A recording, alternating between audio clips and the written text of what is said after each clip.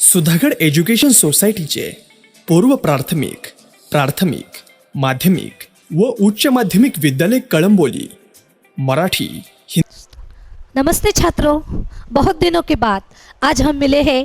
फिर से एक नया पाठ लेकर आई हूँ आपके लिए और उस पाठ का नाम है पाठ क्रमांक 8 गज़ल। ये पाठ कविता के रूप में है और ये गज़ल कक्षा 10वीं विषय हिंदी। हम देखेंगे कि ये जो पाठ है, ये जो कविता है, इस कविता का नाम गज़ल है और इसके कवि है मानिक वर्मा और प्रकार है गज़ल। ये जो गज़ल है इस किताब से ली गई है। गज़ल मेरी इबादत है, इस किताब से ये गज़ल कविता ली गई है। आगे देखेंगे हम।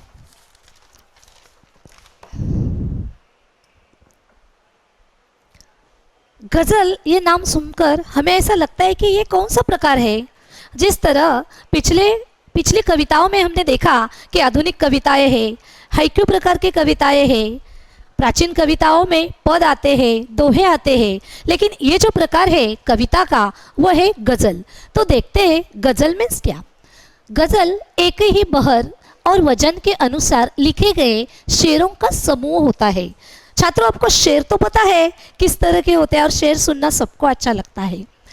इसके पहले शेर को मतला कहते हैं। मैं जिसे ओढ़ता बिछाता हूँ, मैं जिसे ओढ़ता बिछाता हूँ तो गज़ल आपको सुनाता हूँ। एक जंगल है तेरी आंखों में, एक जंगल है तेरी आंखों में, मैं जहाँ राह भूल जाता हूँ। तो इस तरह के मन में जो विचार होते हैं वह व्यक्त करने का एक माहौल होता है और वह है शेर। उर्दू का पहला दीवान शायर कुली कुतुब शाह है। उर्दू में ज़्यादातर ये शेर होते हैं, लेकिन ये गज़ल कहाँ से आई है?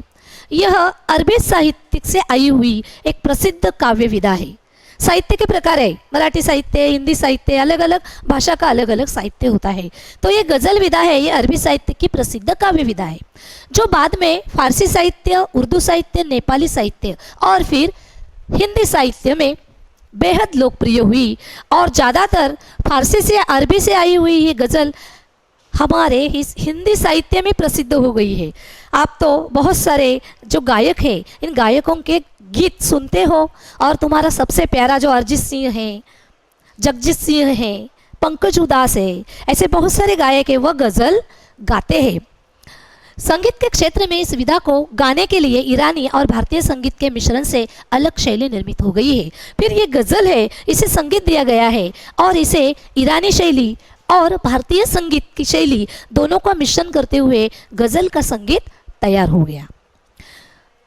थोड़ा देखेंगे, जिस तरह तारे किसी ठहरी हुई झील को चमकीले बिंबों के आगाज से अभिव्यक्ति देते हैं, उसी तरह गज़ल के शेर भी मन को मन गहरी हुई झील के कंकरी में कर उसे बोलने पर विवश कर देते हैं। झील, झरना बहता है और झरना जिस तरह बहता है तो उसमें जो कंकर होते हैं वो बाहर जाते हैं। उसी तरह हमारे मन में जो विषय है वो विषय बोलने पर विवश करते हैं।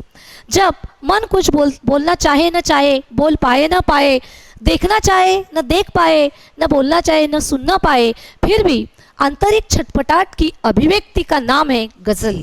हमारे मन में जो विचार होते हैं वह उस शेर के रूप में, काव्य के रूप में हम कागज पर कलम से लिखते हैं। नए ज़माने की खूबसूरत शायराना तजुर्बों में रची बच्ची मानिक वर्मा की ऐसी ही गज़लें पुरानी यादों को ताज़ा करती है। तो ये जो गज़ल हम देखने जा रहे हैं ये आधुनिक युग में रची गई गज़ल है मानिक वर्मा जी की, और वह हमें बहुत ही अच्छी तरह से क्या कर रही है, ताज़ा करती है। जिंदगी के तपते रेगिस्तान का जी हल्का करने के लिए जिस तरह किसी हरित भूमि की तलाश होती है, जब हम रेगिस्तान में चले जाते हैं तो सूरज की तपती गर्मी को झेल नहीं पाते तो हम हरियाली को खोजते रहते हैं। ठीक उसी तरह ये जो आज के गज़लकार है मानिक वर्मा जी, इनकी ये ताज़ा तरीन गज़ल संग्रह दिलों को सुकून देती है। देखते हैं हम ये गज़ल लिखने वाले मानिक वर्मा जी का परिचय देखेंगे हम। कवि का परिचय। जन्म 1938 उज्जैन मध्य प्रदेश में हुआ है। ये हास्य व्यंग्य के सशक्त हस्ताक्षर मानिक वर्मा जी वाचिक परंपरा में प्रमुख स्थान रखते हैं। वो कुछ भी लिखते हैं तो व्यंग्य लिखते हैं, और व्यंग्यात्मक लेखन करना वो आसानी से लिखते हैं। आपके व्यंग बड़े ही धारदार होते हैं, आपकी गज़लें बहुत ही प्रेरणादायी होती है। व्यंग्य के साथ साथ वो गज़ल भी लिखते हैं, और गज़ल से हर एक मनुष्य को प्रेरणा मिलती है। इन्होंने लिखी हुई कुछ किताबें, गज़ल मेरी इबादत है, आखिरी पत्ता, ये गज़ल संग्रह उन्होंने लिखे हैं। महाभारत अभी जारी है, मुल्क के मालिक को जवाब दो, आदि कृतियाँ, आदि साहित्य मानिक वर्मा जी ने लिखा है। अभी हम जो ये गज़ल कविता देखने जा रहे हैं, इसका परिचय देखो। प्रस्तुत गज़ल के अधिकांश शेरों में कवि ने सबको जीवन में अच्छे कर्म करते हुए आगे बढ़ने के लिए कहा है। हर मनुष्य को अच्छा कर्म करना चाहिए, तो अच्छा कर्म करते करते आगे बढ़ना भी चाहिए। उसके साथ साथ गज़लकार मानिक वर्मा जी ने ये संदेश दिया है हमें कि अपने रंग रूप से सुंदर दिखने के बजाय अपने कर्मों पर ध्यान दो। कर्मों से सुंदर दिखना आवश्यक है, ये दिखावा होता है, लेकिन अच्छा कर्म करोगे तो ही आप विश्व के सामने सुंदर हो जाओगे। ऐसे बहुत सारे गज़ल में आए हुए जो वाक्य है, शेर है, इसके जरिए उन्होंने उदाहरण देकर मनुष्य के अच्छे कर्मों को प्रेरणा देने की कोशिश की है। तो चलो बच्चों, हम देखते हैं आज ये गज़ल पहले हम पढ़ते हैं। आपसे किसने कहा स्वर्णिम शिखर बनकर दिखो, आपसे किसने कहा स्वर्णिम शिखर बनकर दिखो, शौक दिखने का है तो फिर नींव के अंदर दिखो। चल पड़ी तो गर्द बनकर आसमानों पर लिखो, चल पड़ी तो गर्द बनकर आसमानों पर लिखो, और अगर बैठो कहीं तो मील का पत्थर दिखो। सिर्फ देखने के लिए दिखना कोई दिखना नहीं, सिर्फ देखने के लिए दिखना कोई दिखना नहीं, आदमी हो तुम अगर तो आदमी बनकर देखो। जिंदगी की शक्ल में जिसमें टुकड़े बिखरे नहीं, जिंदगी की शक्ल जिसमें टूटकर बिखरे नहीं, पत्थरों के शहर में वो आईना बनकर दिखो। आपको महसूस होगी तब हर दिल की जलन, आपको महसूस होगी तब हर दिल की जलन, जब किसी धागे सा जलकर मोम के भीतर दिखो। एक जुगनू ने कहा मैं भी तुम्हारे साथ हूँ, वक्त की इस धुंध में तुम रोशनी बनकर दिखो। एक मर्यादा बनी है हम सभी के वास्ते, एक मर्यादा बनी है हम सभी के वास्ते, गर तुम्हें बनना है मोती सिप के अंदर देखो। डर जाए फूल बनने से कोई नाजुक कली, डर जाए सिप बनने से कोई नाजुक कली, तुम न खिलते फूल तितली के टूटे पर दिखो। कोई ऐसी शक्ल तो मुझे दिखे इस भीड़ में, कोई ऐसी शक्ल तो दिखे मुझे इस भीड़ में, मैं जिसे देखूं उसी में तुम मुझे अक्सर दिखो। इसी तरह सुंदर ये जो गज़ल है मानिक वर्मा जी ने लिखी है, और हम अभी एक कविता देखने वाले हैं। तो छात्र देखो, ये जो मैंने पहले ही कहा था कि जो शेर होते हैं, इन शेरों का संग्रह ही गज़ल है। आपसे किसने कहा स्वर्णिम शिखर बनकर दिखो, अरे आपसे किसने कहा है स्वर्णिम शिखर बन के दिखो, शौक दिखाने का है तो फिर नींव के अंदर दिखो। छात्रों, हमें क्या करना है? अगर हमें इस विश्व में, इस जगत में आगे जाना है, शिखर पर जाना है, अच्छा काम करना है, तो पहले हमें क्या करना चाहिए? मेहनत करनी चाहिए। मेहनत करेंगे तो हम आगे जाएंगे। तो यहाँ पहले हम पहली ये जो लाइनें देखेंगे, शौक दिखाने का है तो फिर नींव के अंदर दिखो। छात्रों देखो, यहाँ एक हिमालय पर्वत है, इसकी जो नींव है, इस नींव पर ये खड़ा हुआ है जैसी धरती, ये बुनियाद है। और यहाँ जो हमें शिखर दिखाई देता है, ये चमकीला कब बना है?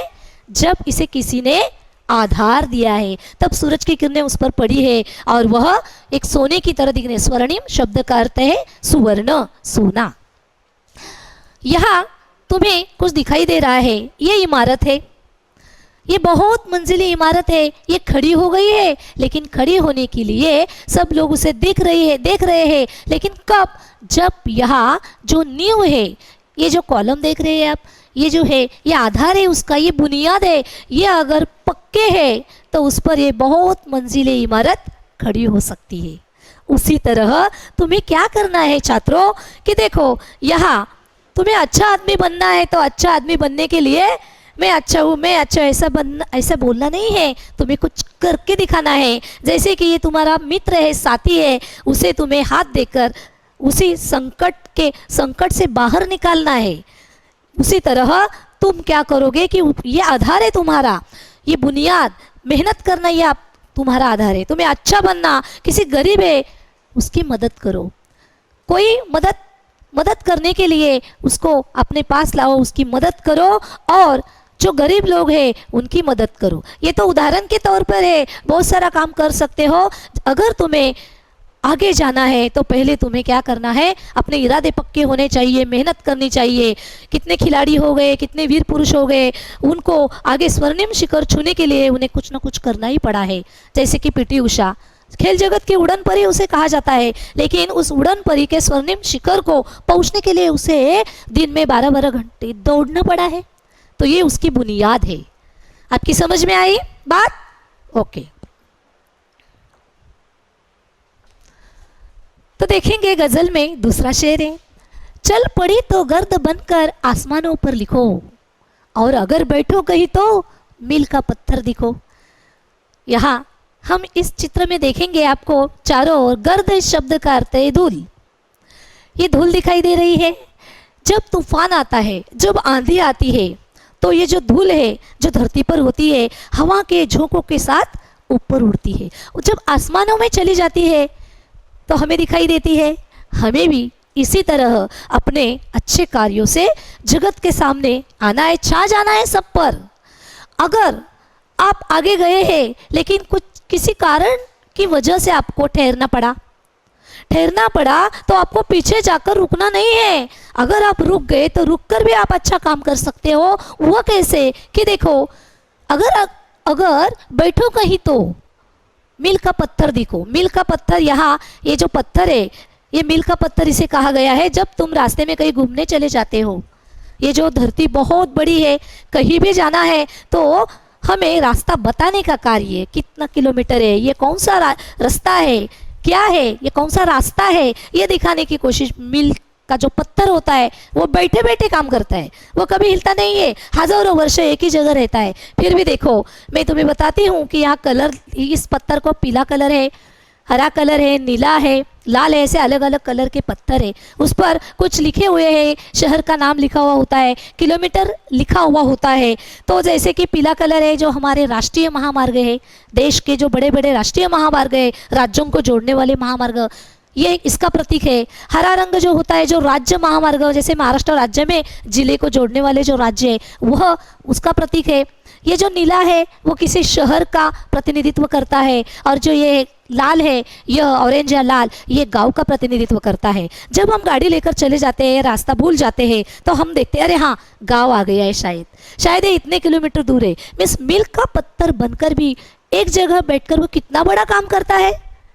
तो छात्रों, आपको धूल की तरह आसमान में छा जाना है। उसके साथ साथ अगर आप आगे नहीं गए, एक ही जगह रुके, तो एक जगह रुककर भी अच्छा काम करने के लिए तुम घर में बैठे बैठे काम कर सकते हो, एक दूसरे की मदद कर सकते हो, एक दूसरे को ज़रूरतें पूरी कर सकते हो। ये तुम बैठे बैठे काम कर सकते हो।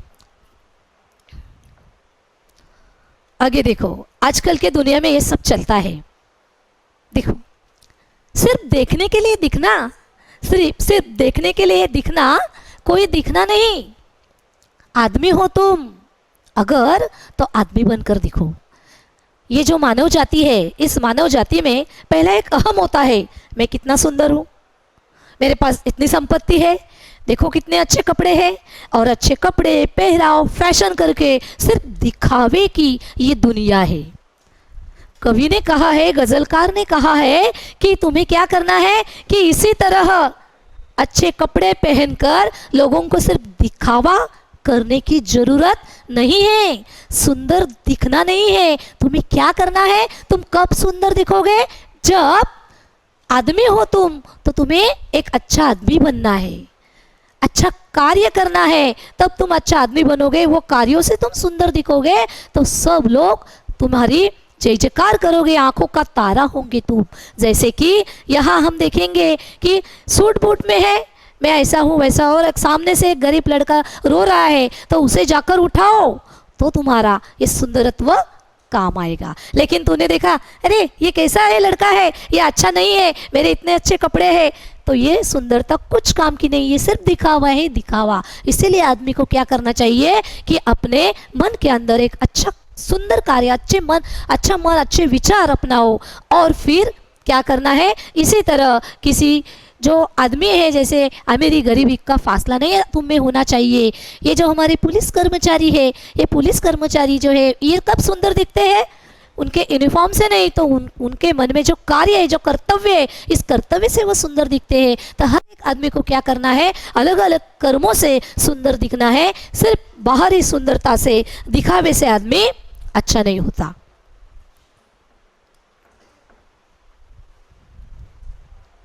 जिंदगी शक्ल जिसमें टूटकर बिखरे नहीं, जिंदगी की शक्ल जिसमें टूटकर बिखरे नहीं, पत्थरों के शहर में वो आईना बनकर दिखो। ये बहुत ही सुंदर शेर है, गजलकार ने लिखा हुआ। देखो आज का जो माहौल है, बहुत सारे आप सुनते हैं कि जीवन में आगे जा रहे हैं और कुछ संकट आया तो आज की युवा पीढ़ी क्या करती है, निराश होती है, अपना हौसला खो देती है और वैसे ही बैठी रहती है। और कभी कभी क्या करती है, मैं कुछ नहीं कर सकती, तो अपने इस जीवन को समाप्त भी कर सकते हैं। लेकिन क्या करना है आपको, देखो जिंदगी की शक्ल में जिसमें टूटकर बिखरे नहीं, शक्ल में चेहरा। ये जो जीवन है, जीवन जीते जीते तुम्हारे सामने बहुत सारे संकट आएंगे। इन संकटों का सामना करने के लिए तुम्हें शक्ति होनी चाहिए, मानसिक शक्ति होनी चाहिए। कभी कभी क्या होता है कि ऐसी मानसिक शक्ति टूट जाती है तो उसे आधार देने के लिए भी हमें जाने की जरूरत होती है। अभी देखो यहाँ पत्थरों के शहर में, ये पत्थरों का शहर में चारों ओर जो मनुष्य जाति है, मानव जाति है, इसके बीच में ये पत्थर है। इस पत्थरों के शहर में खुद को देखना है हमें कि मैं क्या कर सकता हूँ। इसी तरह हम एक चित्र देखने वाले हैं कि हमें क्या करना है कि जैसे ये एक एवरेस्ट को सर की गई अरुणिमा नाम की एक युवती है। ये अपाहिज है, अपाहिज होकर भी उसने एवरेस्ट को सर किया है, पार किया है। ये अपाहिज होकर भी यहाँ नृत्य कर रही है। ऐसे बहुत सारे लोग हैं, उनके जीवन में ऐसे संकट आए हैं, लेकिन वह संकट उन्होंने क्या किया है, उसको सामना किया है, उसे छोड़ दिया है पीछे। अरे मैं कुछ तो कर सकती हूँ, कुछ तो कर सकता हूँ। ये जो पत्थरों को, ये जो दुनिया है, इस दुनिया में मुझे एक जगह बैठना नहीं है, मुझे खुद को आईने में देखना है कि मैं क्या हूँ और मुझे आगे जाना है। कोई भी मुझे आगे जाने के लिए ले जाने के लिए कोई आने वाला नहीं है। तो इसी तरह हमें क्या करना चाहिए, एक छोटी सी चिट्ठी है, ये भी देखो किस तरह एक तिनका लेकर जा रही है। ये जो दुनिया है, इस दुनिया में हमें खुद को ही संभालना है और खुद को संभाल कर आगे जाना है। बहुत सारे उदाहरण तुम्हारे सामने हैं कि ज़िंदगी में कभी भी टूटे, लेकिन टूट कर बैठना नहीं है, तो तुम्हें कुछ ना कुछ करना चाहिए। चाहे पैर टूटे, हाथ टूटे, और क्या कुछ हो गए। आपने बहुत सारे ऐसे लोग हैं, आपने देखा होगा, लेकिन कभी भी निराश नहीं होना चाहिए और ज़िंदगी को समाप्त नहीं करना चाहिए। ज़िंदगी जीना चाहिए और ये जो जीवन सुंदर है तो उसे सुंदरता से जियो। कितना भी संघर्ष आए, संघर्ष पर मात करनी है। आपको महसूस होगी तब हर एक दिल की जलन, जब किसी धागे सा जलाकर मोम के भीतर दिखो। छात्रों, यहाँ एक मोमबत्ती है, ये जल रही है। आपको पता है इस मोम में एक धागा भी होता है। ये धागा जलता है, मोम जलते, दोनों एक साथ जलते हैं। उनको कितनी पीड़ा होती होगी। जब ये मोमबत्ती जब जलती है तब चारों ओर प्रकाश फैलता है। अंधेरे में भटके हुए आदमी को ये जो मोम है स्वयं जलकर प्रकाश देती है, उजाला देती है। हमें क्या करना है, इसी तरह आपको या हमें या सबको हर एक दिल की जलन, पीड़ा महसूस होनी चाहिए। कैसे कि इसे क्या हुआ है, ये क्यों रो रहा है, वहाँ जाकर उसे मदद करनी चाहिए, उसका हौसला बढ़ाना चाहिए। मीन्स किस तरह, इस मोमबत्ती की तरह। तो उदाहरण के लिए ये देखो, आज का जो ताज़ा माहौल है, जो कोरोना, जो महामारी आई हुई है, कुछ लोग उसके पास नहीं जाते हैं क्योंकि ये संपर्क में आने के बाद होती है। फिर भी हमें यह मोमबत्ती की तरह ये अस्पताल के कर्मचारी है, ये पुलिस कर्मचारी है, ये क्या कर रही है? त्याग कर रहे हैं, उनके परिवार से दूर है, मिस खुद चलकर वह उनका इलाज कर रहे हैं, उनके पास है, वह उनका हौसला बढ़ा रहे हैं। कोई तो कोई चाहिए जो किसी की मदद कर सके। उसके साथ यहाँ बहुत बड़ा पेड़ दिखाई देता है आपको। इस पेड़ पर ये जो है प्रकाश, ये धूप है, सूरज की धूप ये पेड़ सह लेता है, लेकिन ये मनुष्य उसकी छांव में बैठे हुए हैं, उसे वह छांव देता है।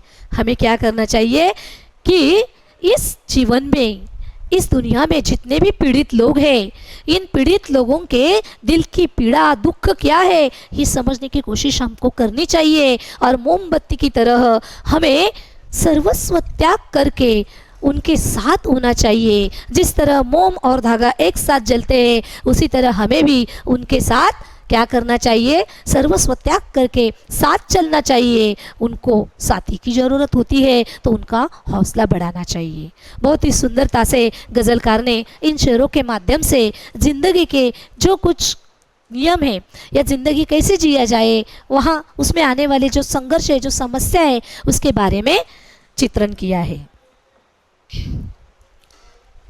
वक्त की इस धुंध में तुम रोशनी बनकर दिखो, वक्त की इस धुंध में तुम रोशनी बनकर दिखो। एक जुगनू ने कहा मैं भी तुम्हारे साथ हूं। जब हम रास्ते में चले गए हैं, जैसे कि देखो रास्ते में चले गए, अंधेरा हो गया है, घने जंगल में है, अंधेरा हो गया, अब क्या करें? आज के युग की इलेक्ट्रिक लाइट तो नहीं है, अब क्या करें? इतने में अगर ये जो जुगनू है, एक चमकने वाला कीड़ा है, जिसे मराठी में काजवा कहते हैं, तो ये जुगनू चमकता है अंधेरे में, वो स्वयं ही चमकता है। तो जब ये चमकता है तो यहाँ चारों ओर क्या हुआ है? उजाला फैला हुआ है। उजाला फैलाने से क्या हुआ है? हमें जो डर लगने लगा था वो डर हमारा गया। कुछ तो है, थोड़ा प्रकाश तो हमें दिखाई देता है, और इसी तरह हम हमारा मार्ग बनाते चल रहे हैं। उसी तरह ये जुगनू की तरह हमें क्या करना है कि एक जुगनू ने कहा मैं भी तुम्हारे साथ हूँ।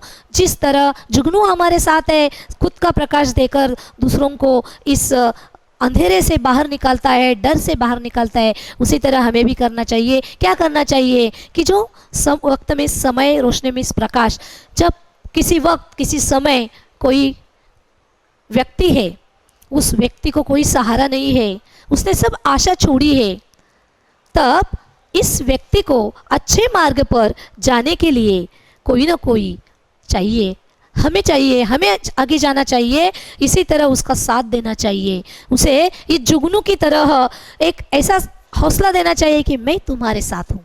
तो वह जीवन में क्या करेगा कि नहीं, कोई तो मेरे साथ है, मैं आगे जाऊँगा। बहुत सारे, ये दुनिया ही ऐसी है, हमारी मानसिक स्थिति ऐसी हो गई है, क्या करूँ क्या ना करूँ। लेकिन एक छोटा सा जुगनू अगर उजाला करता है तो हम तो मनुष्य है, हम क्यों ना ऐसे पीड़ित लोगों के लिए एक जुगनू की तरह काम करें और उसका हौसला बढ़ाए। हर एक शेर में यहाँ जीवन की समस्या ही बताई गई है, एक अलग अलग उदाहरणों से। तो आपकी समझ में आया होगा छात्रों, आपको जुगनू बनना है और ऐसे निराश मित्र होंगे तुम्हारे, कोई निराशा में जो गर्त होंगे, उसको क्या करना है? उससे बाहर निकालना है। एक मर्यादा बनी है हम सभी के वास्ते, एक मर्यादा बनी है हम सभी के वास्ते। अगर तुम्हें बनना है मोती, सिप के अंदर देखो। हर एक मनुष्य को आगे जाने की चाह होती है, मुझे ये बनना है, मुझे वो बनना है, सब मेरी प्रशंसा करे। लेकिन ये जो दुनिया है, हर एक को आंखों का तारा कहती है, प्रशंसा कब करती है?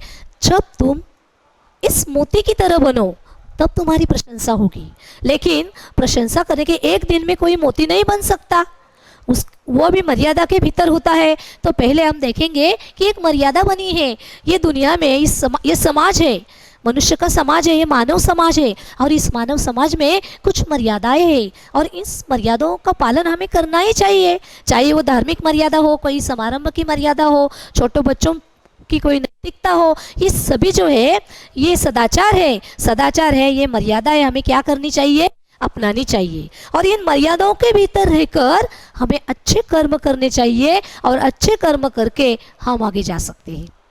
तो उसका उदाहरण दिया है ये जो सीप है। ये सीप छात्रों आपको पता है कहाँ होती है? ये सीप समंदर में होती है। ये जो सीप है उसमें जो मोती बनता है, ये क्या एक पल में ये मोती नहीं बनता है। तो एक ऐसा जीव जंतु, एक कीड़ा होता है, वह क्या करता है, अपने एक ऐसे चिकना पदार्थ होता है, वो पदार्थ बाहर निकालता है और पदार्थों से ये जो सीप दिखाई दे रहा है, ये अपना घर बनाता है। ये कठिन कवच का घर बनाता है और उसके अंदर वो जीव रहता है। और कभी कभी जब मुंह खोलता है तो उसके मुंह में कुछ कीड़े, कुछ ऐसे पदार्थ अंदर चले जाते हैं। जब ये पदार्थ अंदर चले जाते हैं तो उसमें जो चिकना पदार्थ है उस पदार्थ पर ऐसे आवरण करता है, पतरा बनाता है, आवरण करता है और धीरे धीरे धीरे वो कठिन होता है और उसको चमकीला रूप आता है और ये मोती बनता है। तो मोती बनने के लिए इतनी सारी मेहनत होती है और बहुत सालों के बाद ये मोती बनता है।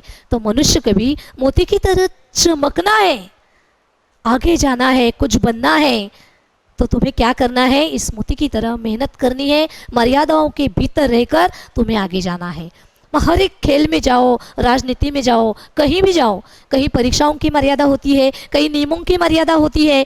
जैसे समाज में मर्यादा है जीने के लिए, उसी तरह अच्छा आदमी, बड़ा आदमी बनने के लिए तुम्हें मर्यादा करनी चाहिए। तो देखो यहाँ ये जो आगे जा रहा है वो भी कुछ नियमों के साथ आगे जा रहा है। जब वो मेहनत करेगा तभी वो आगे जाएगा, वो सीप की तरह मोती बनेगा। तो ऐसे बहुत सारे मोती हमारे इस भारत में है, दुनिया में शास्त्रज्ञ के रूप में है, संशोधनकर्ता के रूप में है, कलाकार के रूप में है, वीर पुरुष के रूप में है, समाज सेवक के रूप में है। ऐसे बहुत सारे मोती बने हुए हैं। क्यों बने हैं?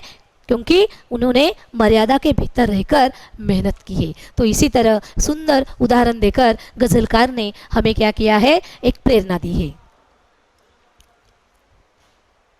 देखो छात्र, सुंदर है, फूल तो सबको प्रिय है, कली है, तितली दिखाई देती है और शेर भी दिखाई देता है। शेर मीन्स जंगल वाला शेर नहीं, ये शेर है साहित्य का। डर जाए फूल बनने से कोई नाजुक कली, तुम न खिलते फूल पर तितली के टूटे पर देखो। ये जो कली होती है बगिया में, एक न एक दिन इस कली को फूल बनना ही पड़ता है। लेकिन वो डर रही है, अगर मैं फूल बनी तो ये तितली आएगी और मेरा जो रस मधुकण है वो मधुकण चूस लेगी, मुझे दर्द होगा। तो क्या इस दर्द को डर कर फूल बनना छोड़ना है कली को? नहीं, वो फूल खिलते ही रहते हैं। वो देखो किस तरह हंसता हुआ जो फूल है, उसे पता है कभी ना कभी मैं मुरझाने वाला हूँ, कभी ना कभी ये तितली आने वाली है और यहाँ आकर मधुरस जो है वो चूसने वाली है, मुझे दर्द होने वाला है। तो ये चलता ही रहेगा। हमारे जीवन में भी हमें आगे जाना है, सामने संकट आया है तो क्या संकट देकर हमें पीछे आना है? नहीं, संकटों का सामना करके हमें आगे जाना है। क्योंकि इस दुनिया में जीवन में बहुत सारे दुख है और दुखों को पार करके हमें आगे जाना है। रात होती है लेकिन रात के बाद सूरज उगता है, तो सबको सूरज उगने के बाद बहुत अच्छा लगता है। तो क्या रात में हम ऐसे ही खड़े रहेंगे क्या? नहीं, तो उसका जो वास्तव्य है वो हम स्वीकार करते हैं। तो कली ने भी ये स्वीकार किया है। तो हमें भी क्या करना चाहिए कि किसी भी जो किसी को डर हुआ है, कोई छात्र 10वीं में है और वो डरने लगा है, मैं पढ़ाई कैसे करूँगा, मैं कैसे आगे जाऊँगा, तो हमें क्या करना है उसे, अरे इस पढ़ाई में तुम्हें मेहनत करनी ही पड़ेगी, तुम्हें डरना नहीं है, तुम्हें इस फूल की तरह खिलना है, पढ़ाई करनी है और आगे जाना है। जो तुम्हारा रिजल्ट आने वाला है, पास या फेल, वो तो आने वाला है, लेकिन तुम मेहनत करोगे तो तुम पास हो जाओगे। ऐसे बहुत सारे उदाहरण हम दे सकते हैं, लेकिन हमें क्या करना है, इस संकटों का सामना करना ही है। कोई ऐसी शक्ल तो मुझको दिखे इस भीड़ में, कोई ऐसी शक्ल तो मुझे दिखे इस भीड़ में, मैं जिसे देखूं उसी में तुम मुझे अक्सर दिखो। अंत में गज़लकार ने अपने इस गज़ल के 2 अंत वाले पंक्तियों में ये स्पष्ट किया है कि ये दुनिया बहुत बड़ी है, इस दुनिया में ऐसे अनंत चेहरे हैं, इस चेहरों के पीछे अलग अलग भाव छुपे हुए हैं। लेकिन यहाँ हम लिखेंगे अक्सर में हमेशा तुम इस शब्द का अर्थ क्या है कि ईश्वर, एक अच्छा कर्म या ईश्वर के देवत्व प्राप्त हुआ है, ऐसा एक अच्छा आदमी जो एक दूसरे की मदद करता है, वो मुझे इस भीड़ में तो कोई दिखाई नहीं देता। अगर मैं उसे देखूं तो अक्सर हमेशा मुझे वो आदमी दिखाई देना चाहिए। उदाहरणार्थ हम लेंगे कि आपको पता है छात्रों, यहाँ एक चित्र है, ये ईश्वर चंद्र विद्यासागर। इनकी विशेषता क्या थी? वह पीड़ित दुखी लोगों की मदद करते थे। उन्होंने बाएं हाथ से अगर किसी को मदद की है तो दाएं हाथ को पता ही नहीं चलता था। मीन्स मदद करते थे लेकिन प्रसिद्धि कभी भी नहीं लेते थे। तो उसे क्या कहते हैं? हम ईश्वर कहते हैं। उनका नाम भी ईश्वर है और लेखक को भी ईश्वर जैसा आदमी खोजना है। अगर हम उनके जैसे बने तो इस भीड़ में लेखक को एक अच्छा आदमी बने मिलेंगे, तो हमें भी ऐसा ही आदमी बनना है इस भीड़ में। तभी ये जो गजलकार है, इनकी जो अंत वाली पंक्ति है वह साबित होगी। जो उदाहरण यहाँ भी है कि जरूरतमंद जो है उसे हमें क्या करनी चाहिए? मदद करनी चाहिए, उसे ऊपर उठाना चाहिए। जो गिरते लोग हैं उसे आगे लेना चाहिए। और इसी तरह एक अच्छा आदमी चेहरे के सामने हमें मुखौटा नहीं पहनना चाहिए, तो इस चेहरे पर एक असलियत होनी चाहिए और उसमें देवत्व दिखना चाहिए। तो ये देवत्व किस में दिखेगा? तुम में, मुझ में, एक दूसरे की मदद करेंगे तो उसमें एक ईश्वर मानवता होती है। और इसीलिए एक अच्छा आदमी, एक अच्छा चेहरा इस भीड़ में मुझे दिखना चाहिए, ऐसा अंत में मानिक वर्मा जी ने कहा है। तो इसी तरह जीवन के मूल्यों को इन्होंने इस कविता के माध्यम से स्पष्ट करके बहुत सुंदर उदाहरणों से हमें प्रेरणा देने की कोशिश की है। और इसी तरह हमें जीवन का संघर्ष करना है। तो छात्रों देखो, फिर से हम देखने जा रहे हैं स्वाध्याय। इस पर भी 6 अंकों की कृतियाँ आ सकती है, जैसे कि सूचना के अनुसार कृतियाँ कीजिए। ये 2 वाक्य आएंगे और इसका आपको तात्पर्य लिखना है, या जिनके निम्न शब्द हो ऐसे प्रश्न तैयार कीजिए। जैसे कि भीड़, एक प्रश्न तैयार कीजिए, उसका उत्तर भीड़ होना चाहिए। जुगनू, अंधेरे में कौन चमकता है? जुगनू चमकता है, ऐसा प्रश्न तैयार करो, उसका उत्तर ये आना चाहिए। तितली, आसमान, इसी तरह आप प्रश्न तैयार कर सकते हैं। कृतियाँ पूर्ण कीजिए गजल में प्रयुक्त प्राकृतिक घटक। प्रकृति के, सृष्टि के कौन कौन से घटक इस गजल में आए हुए हैं ये हमें लिखना है।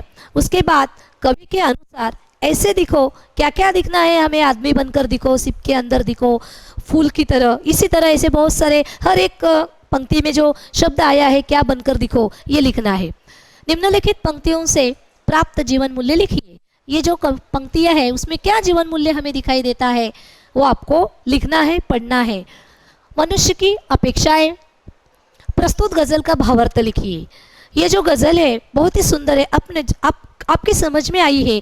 आपको अपने अपने विचार से इस गजल को क्या करना है? पढ़ना है, आत्मसात करना है और इसका भावार्थ लिखना है। तो छात्रों चलो तैयार हो जाओ और अपनी कापियों में कृतियाँ लिखो, कृतियाँ तैयार करो, भावार्थ लिखो और इस कविता को सुंदर संगीत के साथ गजल की तरह आप उसको गायन करो। आपको पता है अंत में मैं कहती हूँ कि ये गजल बहुत सारे, एक सुंदर एक वाक्य गजल का, तुमको देखा तो ये ख्याल आया, जिंदगी धूप है तुम घनी छा।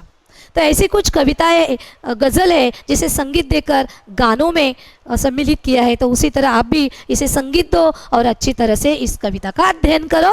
तब तक के लिए धन्यवाद।